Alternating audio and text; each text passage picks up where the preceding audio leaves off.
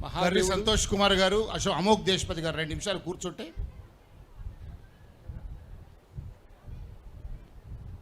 ముందుకు రండి. కర్రీ సంతోష్ గారు మీ స్థానంలోకి రండి. 2 నిమిషాలు రండి.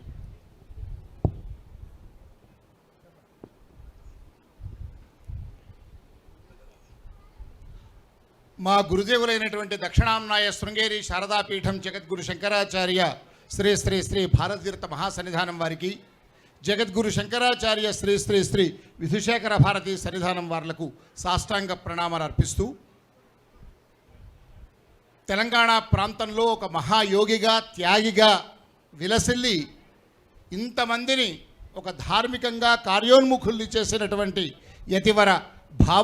యతివర మదనానంద సరస్వతి స్వామివారి యొక్క దివ్య ఆశీర్వనుగ్రహంతో ఆ స్వామివారి యొక్క ఆశయాల మేరకు మదనానంద ధార్మిక సేవా పరిషత్ అనే సంస్థ ద్వారా 9 సంవత్సరాలుగా ఉపనయన సంస్కార కార్యక్రమాలను నిర్వహిస్తున్నటువంటి పరిషత్తు అధ్యక్షుడు, కార్యదర్శి, ఆ పరివారం అందరికీ కూడా ఆ రామభద్రుని అనుగ్రహం, 50 మంది ధర్మాచార్యుల యొక్క అనుగ్రహం ఉండాలని కోరుకుంటూ, ఈ రామభద్ర క్షేత్రం ఎంతో పరమ పావనమైన మహిమాన్వితమైన క్షేత్రం. నిన్ననే మా పండరి సంతోష్ ఒక వీడియో పెట్టారు. ఈ ఆలయ ప్రతిష్ట కన్నా 3 రోజుల ముందు అప్పుడప్పుడు చాలా ఇళ్ళు లేని ఆ నిర్మానుష్య ప్రాంతంలో పందిళ్ల కింద మహదేశ్వర గారు 2 నిమిషాలు వినాలి. వారు పెట్టిన వీడియో చూసాము. ఇదొక భవ్య క్షేత్రం అవుతుందని ప్రతిష్ట కన్నా 3 రోజుల ముందు మా గురుదేవులైన మాడుగుల మాణిక్య సోమయాజుల వారు బ్రహ్మాంద తీర్థులుగా వారు విరాజిల్లిన స్వామివారి కరకమరములచే ఆ ప్రతిష్టాపన జరిగింది. జగద్గురు శంకరాచార్య భారతీ తీర్థ స్వామివారు స్పృశించిన యంత్రాల ద్వారా ఈ ఆలయం నిర్మాణమైంది. మొదటిసారి ఎందుకో నేను రాలేకపోయాను, 2వ సంవత్సరం ఆహ్వానిస్తే వచ్చాను. అప్పుడే చెప్పాను, ఇది భవ్య దివ్యమైన క్షేత్రం విలసిల్లబోతూ ఉంది. భవిష్యత్తులో ఇక్కడ స్థలాలు కొనాలనుకున్నా కూడా దుర్లభం అవుతుంది. మీకు ఎక్కడో గోదావరి తీరంలో ఉన్నటువంటి ఆ భద్రాచలం ఏ విధంగా ఉందో అలా ఈ క్షేత్రం వైభవోపేతంగా విలసిల్లుతుంది. మీ దగ్గరికే గోదావరి వస్తుంది, నగరం అంతా మీ దగ్గరికి తరలి వస్తుందని యథాలాపంగా రాముడి యొక్క ప్రేరణతో ఆ రోజు అన్నాను. ఇది మహాభాగ్యనగరం అయింది. ఇక్కడ దాకా ఫ్లైఓవర్ వస్తుంది. ఎక్కడో ఉన్న అక్కడ కాళేశ్వరం నుంచి గోదావరి నీళ్ళు వచ్చి ఇక్కడ దాకా ఇక్కడి పాదాలను, రామచంద్రుడి పాదాలను తాకాయి. అది రామచంద్రుడి యొక్క వైభవం. అంతేకాదు, మొట్టమొదట తెలంగాణ విద్వత్సభ పక్షాన మొదటి జ్యోతిష మహాసభలను ఇక్కడ ఇంకా నిర్మాణంలో ఉన్నటువంటి పరిసరాల్లో నిర్వహిస్తే 50 మంది తెలంగాణ సిద్ధాంతులందరూ ఇచ్చేశారు. కంచికామకోటి పీఠం శ్రీకార్యం గారైనటువంటి చెల్లా విశ్వనాథ శాస్త్రి గారు వచ్చారు. శ్రీ శ్రీ శ్రీ పుష్పగిరి శంకరాచార్య మహాసంస్థానం పీఠాధీశ్వరులైన అభినవోద్దండ విద్యాశంకర భారతీ స్వామి వారు వచ్చారు. ఇంకా చాలామంది దేవాదాయ శాఖలో ఉన్న ఆస్థాన పండితులతో వచ్చారు. తర్వాత అవధాన విద్యా వికాస పరిషత్ వారి శిక్షణా శిబిరాలు 2 సంవత్సరాలు జరిగాయి. అంతేకాకుండా ఇక్కడ వేదశాస్త్ర మహాసభలు ఇదే వేదిక మీద జరిగాయి. ఇంకా చాలా కార్యక్రమాలు, యాగాలు జరిగాయి. మొన్న అద్భుతంగా సహస్రచండీ యాగం జరిగింది. ఇదంతా రామభద్ర క్షేత్రం యొక్క వైభవం. నేను సంతోష్ కుమార్ గారిని, మా కర్రీ సంతోష్ కుమార్ ఘనపాటి గారిని ఉండమని ఎందుకు కోరానంటే, మీరు దత్తపీఠం శ్రీ శ్రీ శ్రీ అప్పాజీ స్వామివారు, గణపతి సత్యానంద స్వామివారు, అదేవిధంగా బాలస్వామివారు అయినటువంటి దత్త విజయానంద తీర్థ స్వామివార్ల అనుగ్రహంతో అక్కడి ఆస్థాన పండితులుగా విరాజిల్లి ఇప్పుడు మాకందరికీ భాగ్యవంతులు చేయడానికి భాగ్యనగర వాసులైనందుకు ఈ మహాభాగ్యనగరం పక్షాన మీకు స్వాగతం తెలియజేస్తూ, మీరు మా పక్కనే ఉన్న సోదరుడు మా అమోఘ్ దేశపతి యువ కిషోరాలు. నేనైతే 2004లోనే నా ఉద్యోగాన్ని గడిపోచలాగా అక్కడ పడేసి ఈ మార్గంలోకి వచ్చాను. గత 2-3 సంవత్సరాలుగా మీరు ఒకటేసారి అదొక లక్ష్మీ బాంబులాగా ఈ ధర్మాన్ని పరివ్యాప్తం చేయడానికి మీరంతా ముందుకు వస్తున్నారు. తెలంగాణ ప్రాంతంలో ఎవరి గురించి అయితే చెబుతున్నామో, ఈ ప్రాంతం ఉభయ తెలుగు రాష్ట్రాల్లో, ఉమ్మడి ఆంధ్రప్రదేశ్, అంతకుముందు హైదరాబాద్ రాష్ట్రము, నైజాం సమయంలో కూడా ఒక దేదీప్యమైనటువంటి ధార్మిక తేజస్సును ప్రసరింపజేసినటువంటి ప్రాంతం. మీరు దర్శించాల్సిన మొట్టమొదటి ఆధ్యాత్మిక రాజధాని శ్రీ పాండురంగాశ్రమం. మీరు రేపేలుండో వెళ్ళి తీరవలసిందే. అక్కడ భావానంద భారతీ స్వామి వారు అందరికన్నా ముందు తెలుగు రాష్ట్రాల్లో మొట్టమొదటి సనాతన ఆశ్రమాన్ని ఏర్పాటు చేశారు. అదే ఈ రెండు రాష్ట్రాలకు ఒక వెలుగును ఆనాడు నైజాం కాలంలో మొత్తం ఒక్కవారు కూడా ధర్మం గురించో బ్రాహ్మణత్వం గురించి తెలియజేసేలేని పరిస్థితి ఉన్నప్పుడు కీకారణ్యంలో భావానంద భారతీ స్వామి వారు పాండురంగాశ్రమాన్ని స్థాపించారు.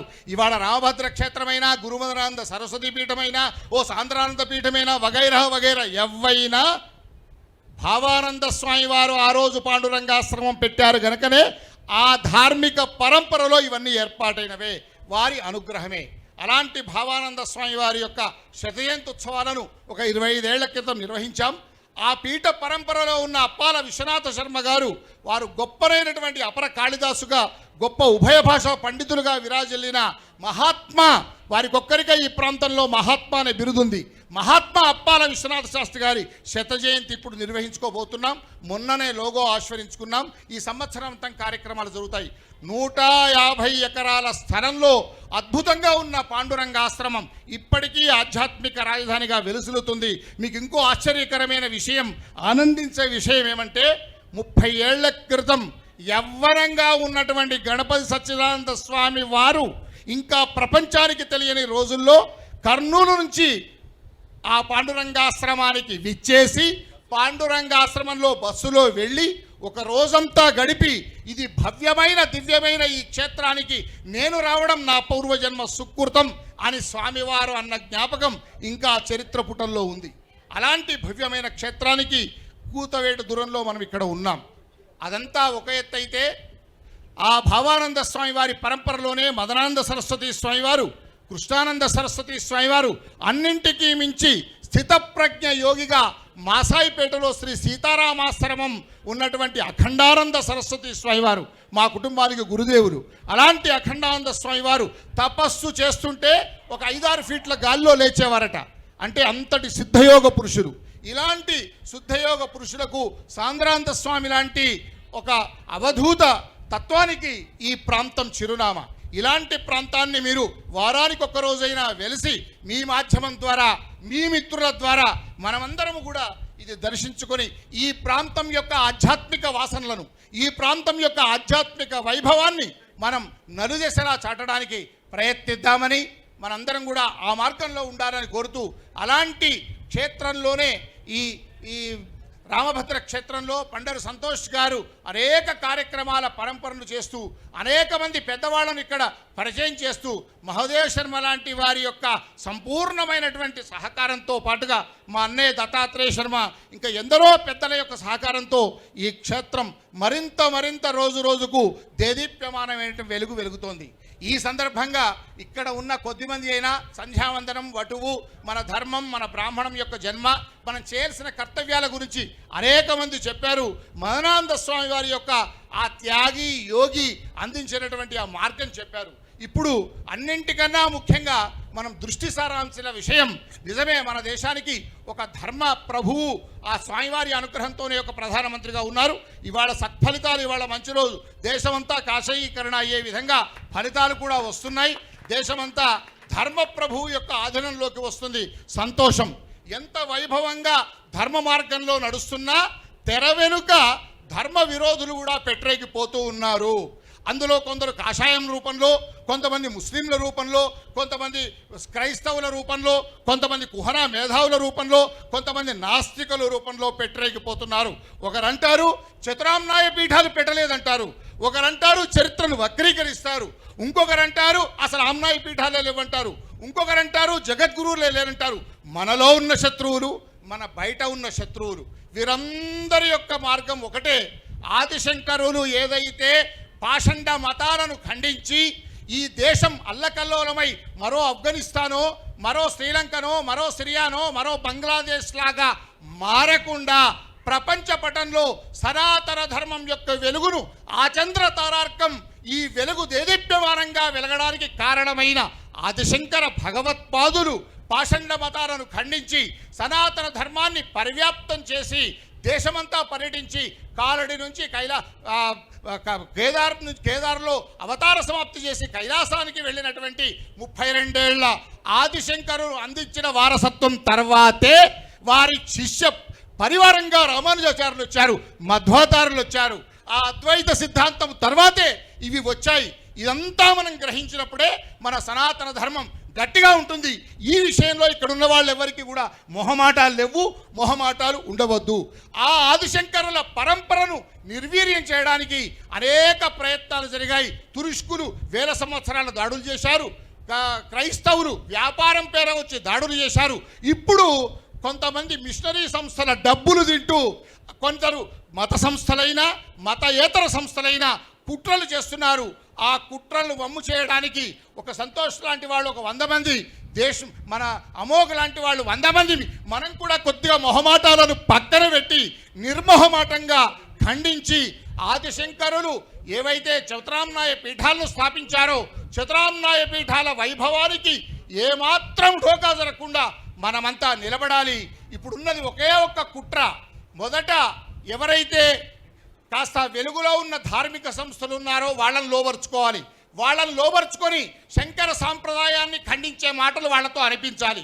రెండవది, ఎవరైతే ఈ ధర్మాన్ని కాపాడుతున్నారో, ఎవరైతే ఈ సనాతన ధర్మం వేల సంవత్సరాలు యుగాలైనా దేదీప్యమానంగా వెలుగుతున్న సనాతన ధర్మం ఏదైతే ఉందో ఆ సనాతన ధర్మాన్ని బతికి బట్టగట్టి ఉన్నటువంటి సనాతన ధర్మాన్ని కాపాడుతున్న సమాజం అందరూ బ్రాహ్మణులను ఈ కరి సంతోష్ ఘనపాటి గారు ఇంకొంతమంది ఎవరైతే ధర్మాన్ని వేద అధ్యయనం ద్వారా శాస్త్రాధ్యయనం ద్వారా ఆహిదాగ్నుల రూపంలో అగ్నిహోత్ర రూపంలో కాపాడుతున్నారో వారు అర్చకులు కావచ్చు, వేద పండితులు కావచ్చు, పురోహితులు కావచ్చు, మరెవరైనా కావచ్చు, ఈ బ్రాహ్మణుల్లో ఉన్న ఈ అతి కొద్ది సమాజాన్ని నిర్వీర్యం చేస్తే ధర్మాన్ని నాశనం చేయవచ్చు అనే కుట్ర జరుగుతోంది. ఆ కుట్రలో మన హైందవ సంస్థలను హైందవ ధర్మాచారులను కూడా పావులుగా వాడుకోవడానికి ఆ సంస్థలు ప్రయత్నం చేస్తున్నాయి. అందరికీ తెలుసు. ఆ ఎవరెవరు ఆ పావులు సూత్రధారులు అవుతున్నారో పాత్రధారులు అవుతున్నారో మొహమాటం లేకుండా వాళ్ళను ఖండించి నిన్న మందకృష్ణమాదిగా కావచ్చు, లేకుంటే వాడు కత్తి మహేష్ కావచ్చు, వాడైతే పైకే వెళ్ళిపోయాడు 4 మాటలు అనగానే. ఇంకొక వాడు చాలామంది ఇలా వస్తున్నారు. ఈ బ్రాహ్మణత్వాన్ని ధర్మాన్ని కాపాడుతున్న సమాజాన్ని నిర్వీర్యం చేయడానికి ప్రయత్నం చేస్తున్నారో ముక్త కంఠంతో ఇదిరా సనాతన ధర్మం, మదనాంత ధార్మిక సేవా పరిషత్ లాంటి సంస్థలు 9 ఏళ్లుగా చేస్తున్నటువంటి ఇది ధార్మిక సేవ. ప్రపంచమంతా కరోనా ద్వారా అతారాకుతలమైతే మన సదాచారాన్ని మన సంస్కారాన్ని తెలియజెప్పింది బ్రాహ్మణ సమాజం. ఎంతోమందికి భోజనాన్ని ఎంతోమందికి ఆర్థిక సాయాన్ని అందించింది మన ధార్మిక సమాజం. ఇవాళ నువ్వు ఏ ఆలయంలో తెల్లవారుజామున 4 గంటల నుంచి అర్ధరాత్రి దాకా తన వ్యక్తిగత జీవితాన్ని పణంగా పెట్టి ఓ అర్చకుడో ఓ పురోహితుడో కుటుంబాలకు దూరంగా వ్యక్తిగత విషయాలకు దూరంగా జీవనం సాగిస్తున్నాడో వాళ్ళందరూ ఇవాళ ధర్మానికి ప్రతిరూపం. వీళ్ళు సనాతన ధర్మం అంటే భారత్ మాతాకి జై అంటే ఎవరికి అనాలి? ఈ అర్చకులు కనాలి, పురోహితులు కనాలి. ఊరికే నామం పెట్టుకొని ఊరికే త్రిశూలం పెట్టుకొని కాషా జెండా పెట్టుకొని ప్యాంటు షర్ట్ వేసుకొని తిరిగిన వాడు ధార్మికుడు కాదు. ఎవరైతే ధర్మాన్ని నిలబెడుతున్న సమాజాన్ని కాపాడుతున్న వాళ్ళ గురించి ఆలోచిస్తున్నాడో, వాళ్ళ మీద దాడి జరిగితే వాళ్ళను ఖండిస్తున్నాడో అతనే నిజమైన ధార్మికుడు. అప్పుడు మనమంతా భారత్ మాతకి జై అందాం, శివాజీని ప్రస్తుతిద్దాం, అదేవిధంగా సనాతన ధర్మకి జై అందాం, జై శ్రీరామ్ అందాం. అవి ఏవి అనకుండా బ్రాహ్మణులను నాశనం చేసే ఒక కుట్ర జరుగుతుందో ఆ కుట్రను ఇలాంటి సంస్థలతో పాటు అందరము కూడా ఇలాంటి సందర్భాల్లోనే మాట్లాడుకోవాలి. మొహమాటాలను వదిలిపెట్టాలి. అందరం ఏకోన్ముఖంగా ఖండించి ఇప్పటిదాకా సనాతన ధర్మం ప్రపంచవ్యాప్తంగా ఎలా వెలుగుతుందో ఇంకా యుగాలు ఇలా ఒరిగిందేలా మనం మొహమాటాలను పక్కన పెట్టి ఇదే మార్గంలో వెళ్ళాలని ఇప్పుడు వెళ్తున్నామని ఇంకా చాలామందిని మనలో కలుపుకొని ఇలాంటి వేదికల ద్వారా సనాతన ధర్మం అజరామరంగా ఆదిశంకరుల వారసత్వం అవిచ్ఛిన్న గురు పరంపరతో సాగేలా మనందరం కృషి చేయాలని కోరుకుంటూ సెలవు. ధర్మశ్రీ విజయోస్తు.